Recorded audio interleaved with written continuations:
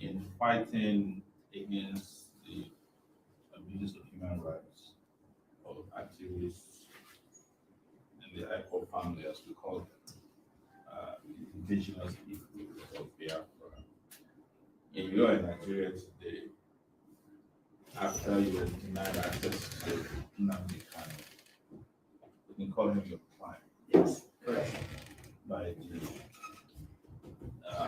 the department known as the State Security Services in Nigeria, but they self-style themselves as the Department of State Services. So we call them DSS as a result. But their real name is DSS. I think when they discovered that they started acting like the Hitlerites in Germany, the SSS or that era, yes. They tried to change, but they haven't practically changed. So what happened yesterday? Just tell people what was your encounter like for the first time when Nigerians saw with this major security behemoth known as the SSS. I'd like to begin by underscoring that we did everything according to the judge's order, which permits Nnamdi's lawyers to visit on Mondays and Thursdays. The order is categorical. It doesn't say we need to be escorted or, it's dependent upon any particular presence of the DSS at the facility.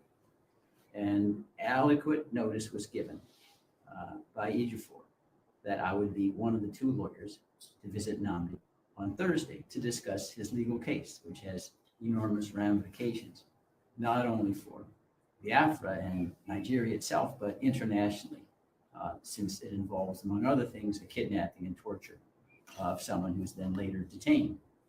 So we drove to the facility, I did with Ejiofor. It's not all that what I would call user-friendly. You see people carrying very, very advanced weapons on your way into the facility, but they didn't disturb us. We went and we checked in as was proper. Didn't make any noise or commotion. We went and sat in a waiting room. Ordinarily, it's about 5 minutes before you're permitted to see the individual you're authorized to consult.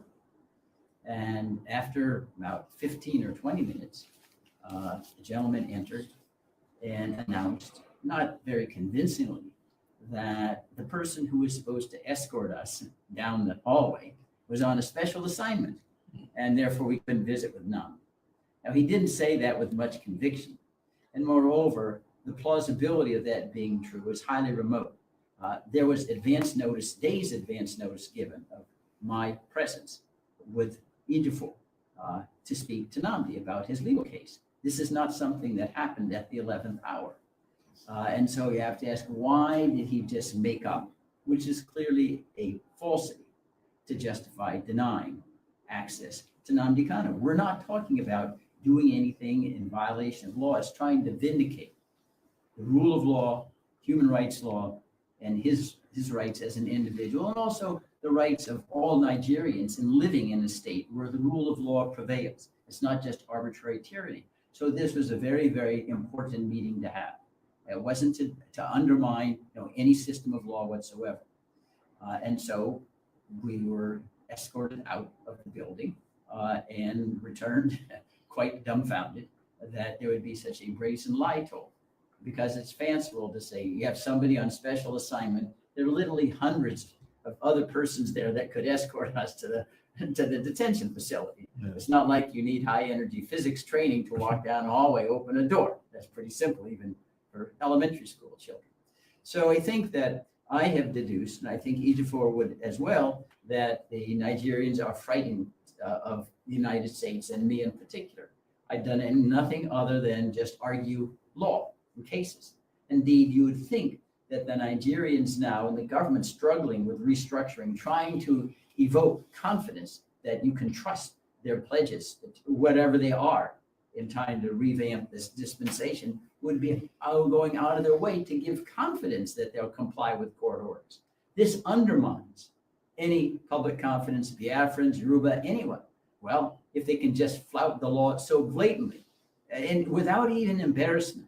Number one, the court order said nothing about being escorted. we were there according to the court order, and two, it wasn't even a good falsehood because it was so blatantly contrived at the 11th hour. But that doesn't mean we're going to be any less assertive in demanding the rights that Nnamdi Kanu is entitled to. In fact, all Nigerians are entitled to. We expect to return on Monday, consistent with the court order, and also suggesting to the court that the Nigerian government is in contempt. The order had nothing to do with people being on special assignment or not. We showed up. We didn't have any arms or nothing that we were doing that was disruptive or threatening, and they said no. So we're very disappointed that this looks another step backwards away from the rule of law and further earmark of the kind of tyranny that Nnamdi Kanu and Biafrans are revolting against today. And I say revolting, not in the sense necessarily of doing anything more than self-defense, but saying we can't live under this situation. And an American whose own Declaration of Independence identifies grievances we had against King George III.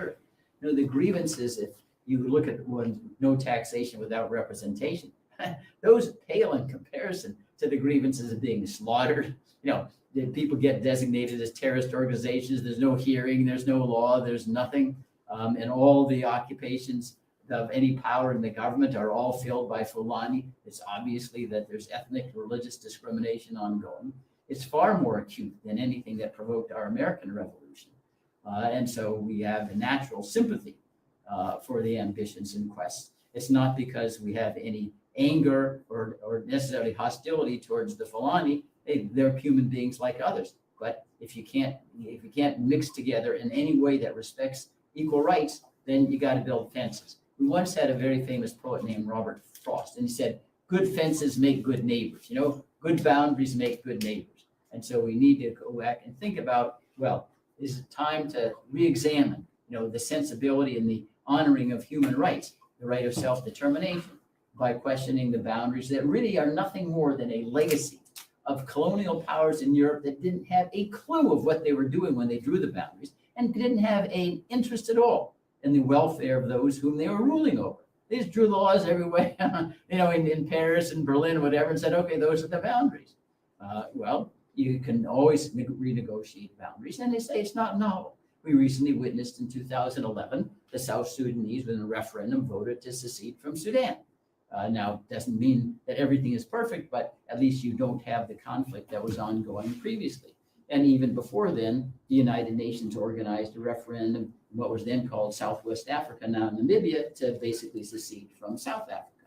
So these kinds of secession movements are not unusual. In Great Britain recently, Scotland voted as to whether they wanted to secede. In Canada, Quebec voted whether they want to secede. These are fundamental rights of self-determination.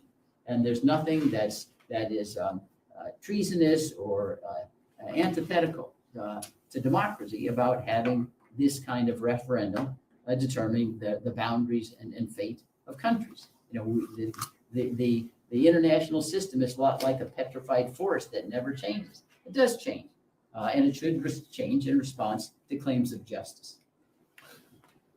The U.S. typically would have active position on the issue of Biafra agitation, but the U.S. has been unusually quiet, you know, in terms of international policy on Biafra. What do you think is responsible for that? You've been a high-level U.S. official before. What's going on? Well, I think after 9/11, there was great ambivalence in the United States about any group that was called a terrorist organization, no matter how fanciful. And it wasn't just limited to Nigeria, Sri Lanka, and even in the Uyghurs in China. That was the tactic that the international community knew would get the United States to be worried if they identified any group as a terrorist organization once we declared war everywhere in the world and in the galaxy against terrorism. And I think that the United States, because it said that Boko Haram is terrorist, we need the assistance of the government to fight the radical Islam, and they don't really understand, you know, Biafrans are largely Christian, you know, there's nothing radical about, you know, their history or anything of that sort. And because Nigeria is not what I would call a top tier issue, where you have people focused on it, because the United States at present is worried about Afghanistan, the Uyghurs in China, the South China Sea, issues with Chechens in Russia, so and Iran's nuclear weapons. So it doesn't get the kind of concentrated attention that you've discussed that would enable us to be more sophisticated about what's going on here. And that's why I think the Nigerian government were kind of frightened of my appearance, because in some here, as part of my role, to surface and internationalize the plight of the Biafrans, indeed all Nigerians living under tyrannical government. And that's what they worry about. They think they can obfuscate enough and then push it into the back burner area and say, oh, we're fighting terrorism. We need weapons to fight terrorism, even though the weapons are diverted to killing civilians. And because there isn't high-level concentrated focus on the issue, they can get away for it, at least for a time. But they can't get away for it forever. Justice will not sleep. And that's to say, part of my mission here in the United States is precisely to make sure justice doesn't sleep when it comes from the Africans. But that did not apply to the Niger Delta militancy. Someone could say, well, it was because the US was interested in oil. So there were all years when the militancy was going on in the Niger Delta region. But the same is not applicable to the Biafrans now. Well, there's some truth in that, to be sure. I mean, there's no doubt that the United States historically has blinked and squinted at countries that supply oil. I mean, most dramatically is Saudi Arabia. They even assassinate our journalists, and we continue to sell weapons to and be the crown prince. And everybody, the CIA has concluded, yeah, he was the one who orchestrated the assassination of Jamal Khashoggi. But I don't want to suggest that it's dispositive of the issue, oil. I mean, in some sense, the United States has come upon great discoveries of natural gas through fracking and all. We don't import oil anymore. So the ability to use the oil weapon, if you will, to leverage policy out of the United States is much, much diminished. I do not think that is what is going to be decisive as the United States will be confronting what is this policy towards Nigeria. I do think the human rights issue and the concern about having Nigeria turn into somewhat like a failed state. They're worried now more so because they see Afghanistan and Taliban. Are we going to have a resurgence of Al-Qaeda? If you end up with Nigeria, all Sharia states, and the government completely controlled by the Fulani radicals, that will be very, very, very problematic for the United States. We already know that the United States has some inkling because we've had a handful of special forces die in Mali, Chad, Burkina Faso, Niger, and maybe in the future in Cameroon because of the spillover effects of the Boko Haram radical terrorists into neighboring countries in West Africa. And that problem is going to be multiplied manyfold if this government is able to succeed in basically suppressing all dissent and having it totally operated by Fulani who believe that power ought to come out of the barrel of a gun. Plundering and killing Biafrans is the livelihood. That's not a formula for anything but chaos and upheaval in Nigeria, which does nothing but help the terrorists. You once filed some cases at the International Criminal Court against some Nigerian officials. Can you give us an update about that? Well, it's difficult because the International Criminal Court that sits in The Hague, it's not like they're open. This is what they're doing. What we charged General Bertai and President Buhari with genocide, crimes against humanity. They take the filing, they stamp it, and they even the actual clerks at the ICC are sufficiently fearful of retaliation. They don't even give you their names. They have no. You walk in and they have numbers on them. That's all. So we just know that our filing was not the sole one charging the leadership of the government with genocide. It's an ongoing investigation. Now, we filed at a time when the chief prosecutor was from Gambia. They've shifted the chief prosecutor, but that doesn't mean that the evidence is any different. We will be alerted, but oftentimes I say there's difficulty because the government that's charged with these crimes doesn't cooperate. You had something very similar in Kenya, where the president of Kenya was intimidating witnesses, and the case kind of went away because it couldn't get witnesses to testify. So that's what makes the need, in my judgment, beyond the International Criminal Court. And I don't want to sound boastful as an American, but if the United States doesn't get involved and behind it, it's not going to happen. It's as simple as that.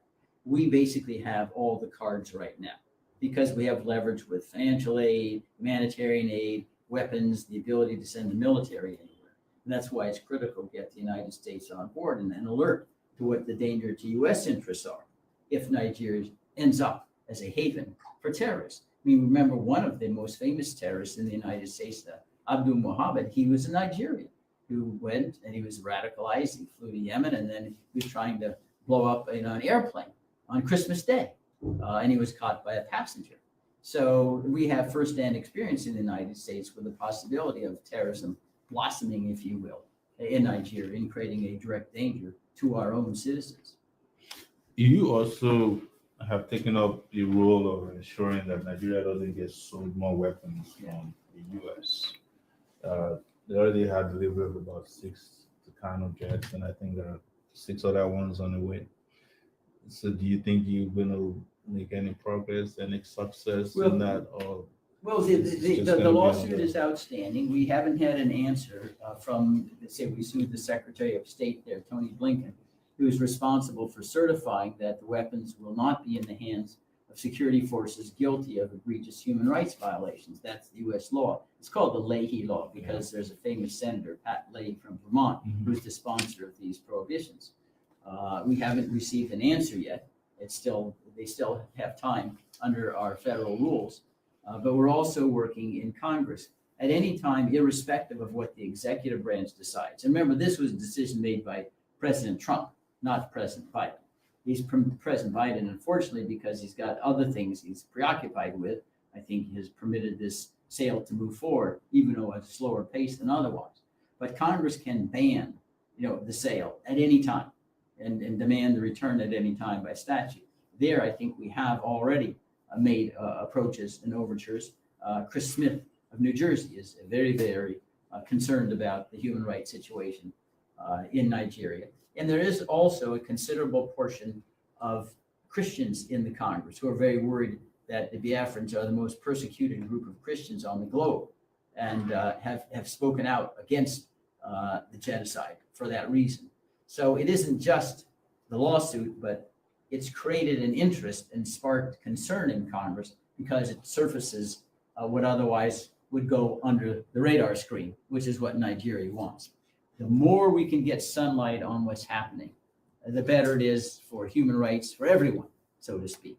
And I say that's what's, it's disappointing, but speaks volumes that it's obvious the Nigerian government is trying to suppress, all the evidence, which is almost a concession. They know if sunshine was cast, it would be very unfavorable to them. So another point is Nnamdi Kanu kidnapped practically from Kenya. Surprisingly, the international media is quiet about this.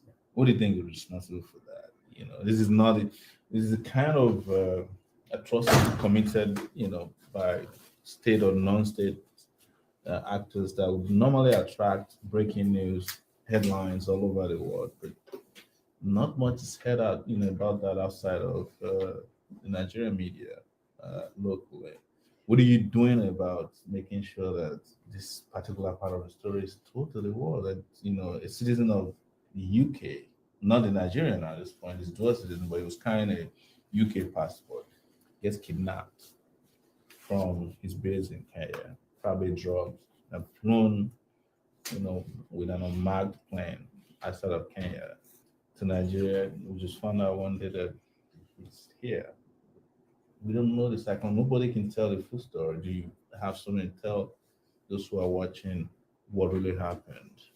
Well, I think there are a couple of explanations, if you will, not justifications. One, you have to remember that in this globalized community, the Nnamdi Kanu story is competing against literally volumes of other stories that are capturing attention. Say, the evacuation of Afghanistan, it was like 24-hour news for a whole week, and we will continue on until all the evacuations of those who were, in some sense, siding with the U.S. during the war. And we have articles every day about China and the Uyghurs there and excluding goods made with forced labor. Anyway, I could recite a whole litany of other news stories. And you got to remember, now you're competing with all these other stories. The news angle is just something fresh. But that's not the sole explanation. I think also that it is very important because the news media is like other organizations. You got to push and shove to get something before them. They aren't going to naturally gravitate and undertake on their own initiative things that the reporters or that they don't know about. And I do think that it's an important component of us here to reach out. I've reached out to the Washington Post reporters, and we got a story about the Super Tucano lawsuit for that reason. But you have to have an outreach media effort. Otherwise, unless the story is a nuclear bomb or something, it doesn't get into their radar screen. And that's part of the public advocacy effort, is to meet with reporters, explain, give them background, have press kits so they are able to understand. For most Americans, we're sitting in Abuja. They wouldn't know Abuja is the capital of Nigeria. And you talk to them about the House of Fulani, and their heads, start to spin. So part of our role and obligation is to educate in a way that is understandable and digestible by our audiences there. And that's another thing that we need to remember in this whole campaign. The human mind reasons by analogy. And if you're speaking to an American audience, you can't say Python Dance 2 and they'll understand what it is. You have to say, oh, it was like the Battle of Manassas and the Civil Wars. Oh, okay, now I get it, because we do have an American audience who knows what a Civil War is about. So it has that kind of skill that enables you to penetrate the otherwise different histories and cultures of the two nations. And that's an important ingredient, not the sole one, of course. But that's, and news can sometimes be very flukish. You remember a couple of years ago, there was a social media event about the Lord's Resistance Army in Uganda, and it just went viral. Nobody really knew why. And then it stopped, and now it's off. No one's read about the Lord's Resistance Army for 2 or 3 years. You don't know what's happening. So those things also, we don't have real explanations for, but we need to be always out there with a story to tell. So when the time is right, it does able to take off in the news media, the social media, and otherwise. While you're here, supposing the Nigerian government invites you to a meeting to say, hey, let's talk about why you're here, would you be willing to meet with them? Of course, I'd meet with anybody interested in the rule of law. This is not about vengeance. No, justice really is international, and everybody recognizes the right to self-determination, to due process. It's universally condemned. Torture is extrajudicial killings. And sit down and say, listen, I have an expertise in constitutional law. And it seems very odd to me from the United States that Nigeria lives under a constitution ordained by a military dictator in 1999 with no input from the public. Mm-hmm. No referendum, nothing. And you're still living under this, 22 years later. To me, it seems utterly absurd. How does that document have legitimacy? How do you give legitimacy to a legal instrument so that it'll be complied with, rather than just manipulated, to benefit those who have the power? But I'm always someone who believes in Winston Churchill, better to jaw than war. Sit down. We have a very professional conversation. What are the issues? How are we going to address them? They have ideas. I'm not claiming I'm omniscient. People can learn from one another, but that's the way, that really is the heart and soul of civilized governance. Communicate, discourse, listen. Nobody should believe that they might not be wrong. I could be wrong, they could be wrong. That's why we need to talk it out and see whether we can come to some consensus as to at least the optimal way to deal with inevitable differences between people. So, apart from Nnamdi Kanu, there are a lot of Biafran activists or militants, as the Nigerian government wants them referred to, who are detained all over. Are you doing anything to help with this situation as well in an international attorney involved? Well, I think they, in some sense, to promote and argue for the rule of law helps everyone. That's due process doesn't know any color barrier, doesn't know any religious barrier, doesn't know any territorial barrier. I mean, that's what I think it's the heart and soul of civilization itself. Due process. I could be wrong. Listen to both sides. Have a neutral adjudicator decide where the rights lie, and that's it. And that's why everybody is the beneficiary of that system, and that's what I would hope could be brought to bear in Nigeria. After all, it's the most populous country in all of Africa. It has great opportunities, but ultimately, the fate of nations depends upon what I call the human capital, even more than oil or diamonds or gold. We know lots of countries, even in Nigeria, some, you can be blessed with huge resources, and if it's all a corrupt system, it all gets squandered, and the people are impoverished anyway. And it's the human capital that consists not only of the ability to make money, but an ability to get along with each other through mechanisms of law, so that disputes are resolved legitimately without resort to violence. And that's something that I think is urgent in Nigeria. There's a flip side to all this. You are in Nigeria. This is the land of a dictator. Supposing they grab you and put you on a plane to go back to the US, what do you say to that? Well, I would be disappointed. But I am very humble. I live in the United States, which has enormous flaws. But I get up. I live really literally within one block of the Congress and the U.S. Supreme Court. I walk to work and am awed by our forefathers who were able to craft a system that protected liberty. And I understand that you here in Nigeria, in the Biafrans, you're taking far more risks than me. It's just an accident. It's a fluke. I happen to be born in the United States. I'm glad that it was, but I certainly didn't have any responsibility for that. It just happened.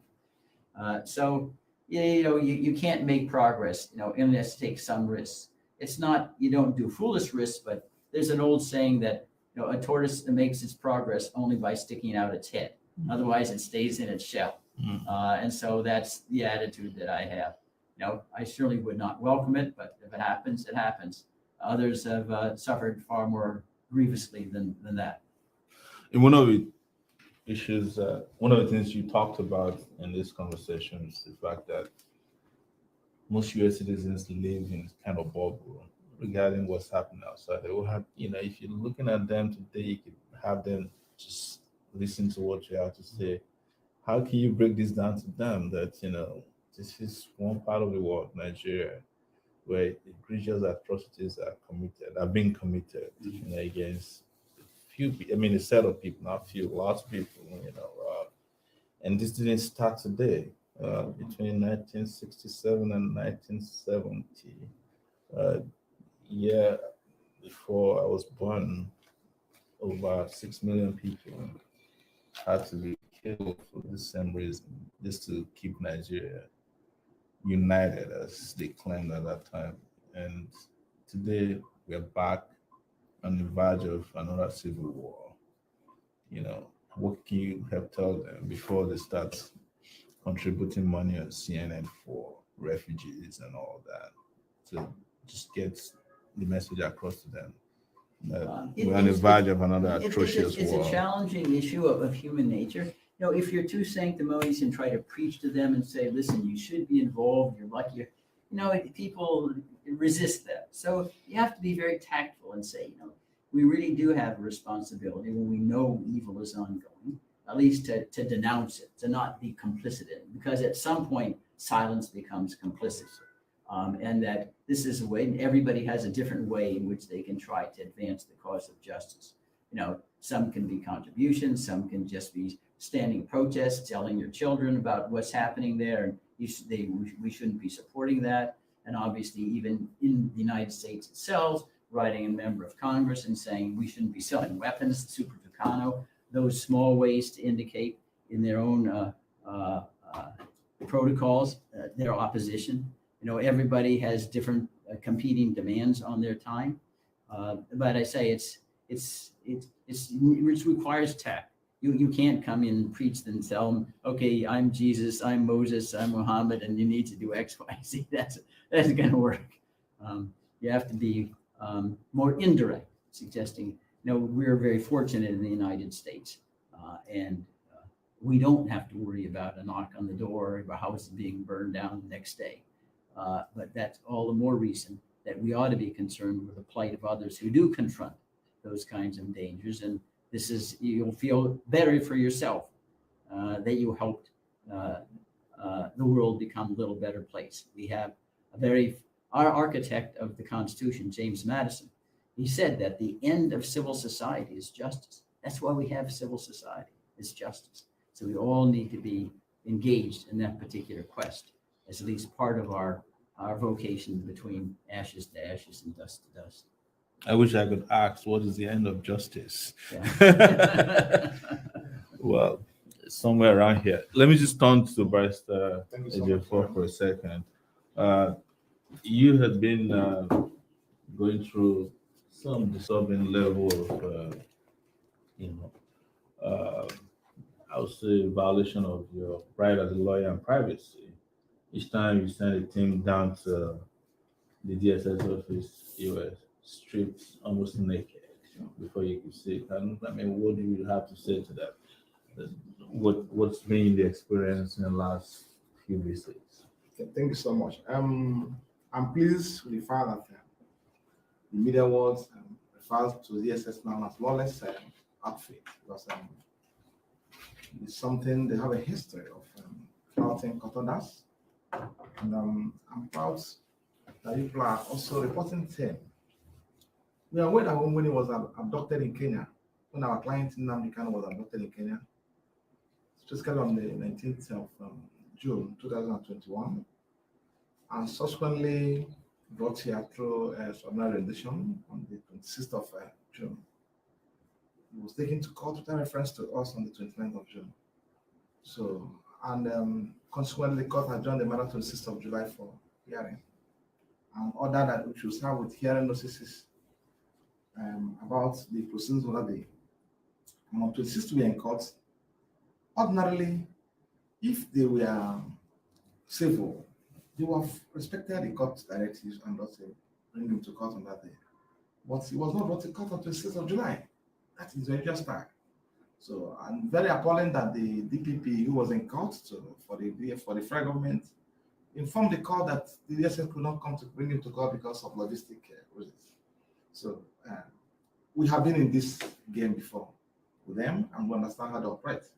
So we informed the court because we know fully well how they operate. Now we need a lot of court on the guideline for visiting him pending when the matter is before the court again. And the court made an order that they should allow the lawyers access to him and also relatives access to him. Consequently, adjourned to the chambers for further understanding as to the guideline that will guide the operation of the visitation. So during the chamber sitting, it was before the DSS was also represented by one of the operatives, who is also a lawyer. The federal government was also represented by DPP and also a counsel in the matter, Labaran Tribe. I was there, and two of my colleagues were also part of us. We have an understanding as to manner in which he will be visited, and that becomes an order of court. It was agreed that we'll be visiting him on Mondays and Thursdays between the hours of 2 o'clock to 4 o'clock in the afternoon. At that point, it became an order of court, the manner in which he will be visited. So DSS has no right whatsoever for us to determine the manner in which he will be visited after the court has given an order. Then we went to court to visit him in line with the order of court. We had denied access to him. We went back to court 5 and 4 to commit duty of SSS for contempt. And when they were served with the contempt proceedings we initiated before the federal court, they quickly called us to come and see him, because they understand the implication of that. We went back to the SSS, and then also altered the order, the terms of the order of the court, by stating that we should notify them in advance as to who is coming and when we are coming. We have no problem, because our interest is just to guarantee his safety for the meantime he will be in the custody of the DSS. So we told them that we should notify them in advance. So several have gone there on this visit. We don't think we have much issue with them before now. So, and also before Mr. Bruce arrived from US, I notified them that he will be coming. It's Saturday.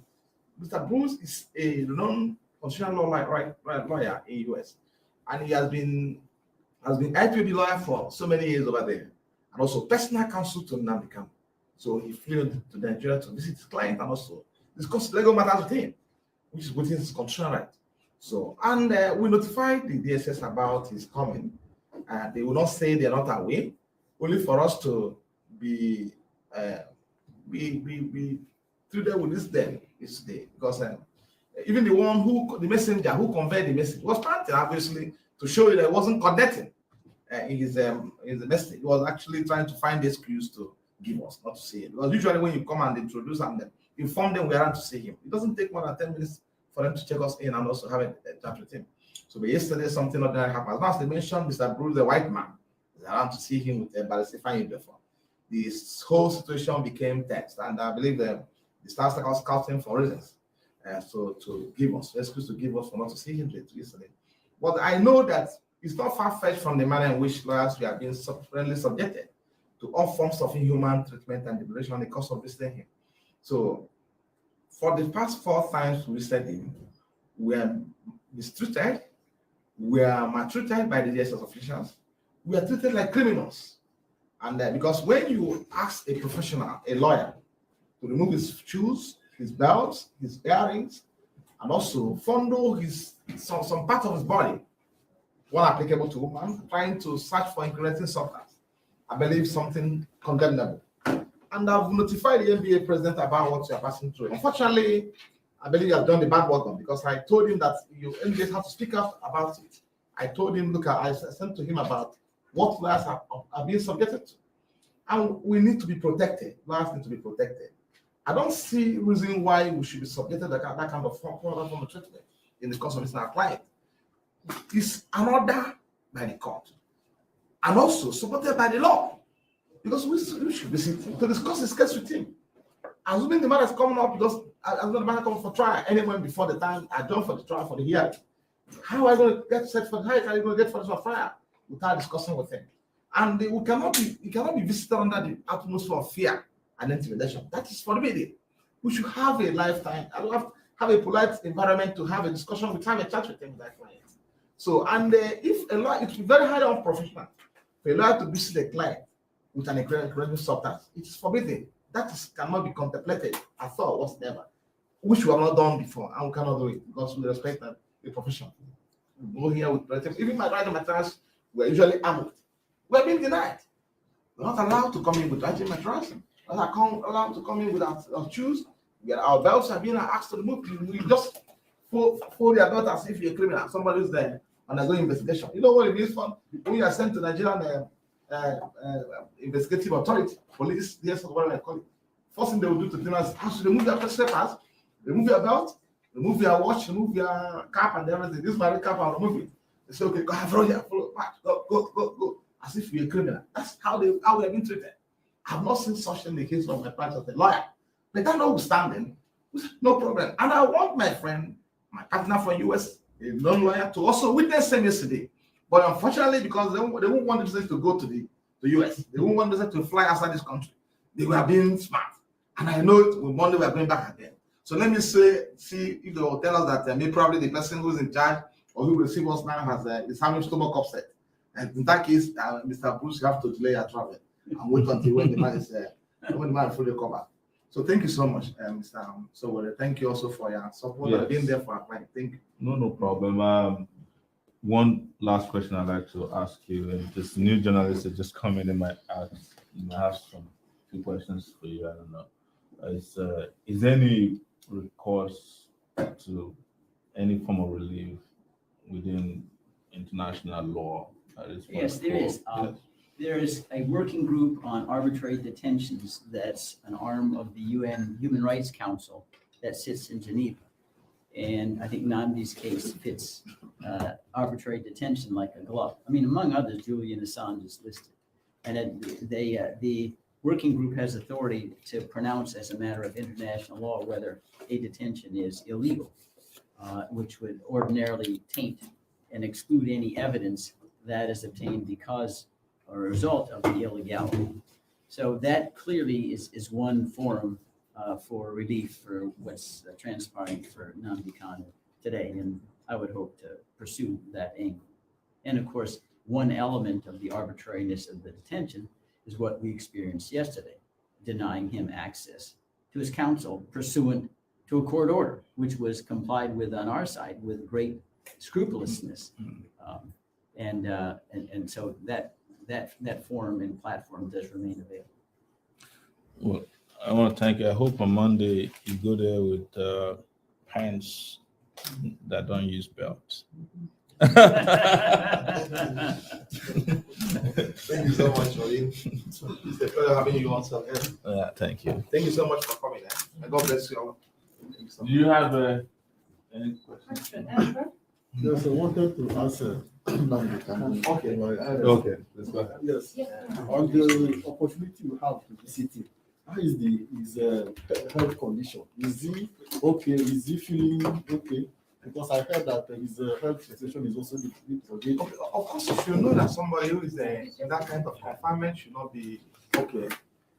So it's commonsensical. And apart from the fact that he was subjected to all forms of inhuman treatment and degradation while he was arrested and detained and abducted in Kenya, we are fully aware he was taken to another destination where he was tortured and he was beaten and also inflicted with severe pains and injuries before he was smuggled into Nigeria by the extraordinary expedition. So he's still he's fully to recover from that on the impact. And so, but he's receiving treatment, but that notwithstanding, because don't know the level of contact he had with people that maltreated him in Kenya, tortured him in Kenya. So that's why we're actually asking the court to allow an international expert, so medical expert to also to examine him from foreign land. One of his doctors who are coming from overseas to examine him. It's before the court, actually before the court now. So because we cannot rely on what they're doing here, but it's okay. It's a stable, firm, and also a sound health, sound mental wise. And Mr. Bruce will have a lot of seeing that and also confirming that on Monday when we see him. So, but we still need and expect advanced medical attention to be given to him in within the period of time we'll be with them. So because where he is now, of course, somebody who is being denied access to friends and also to relatives, apart from this, I have seen him once. He understands the kind of thinking, what's going on in his head. There's nothing like, no torture can be compared with that. When you don't watch televisions, you don't associate people, we alone kept somewhere, allowed once in a while to move around and also interact. I don't think it's a mental torture, which I believe should be more grievous than even somebody who is hospitalized. Because when you are in the hospital, you are talking with people. In this case, you are not allowed to have contact with somebody. You are there apart from when the last come to visit you.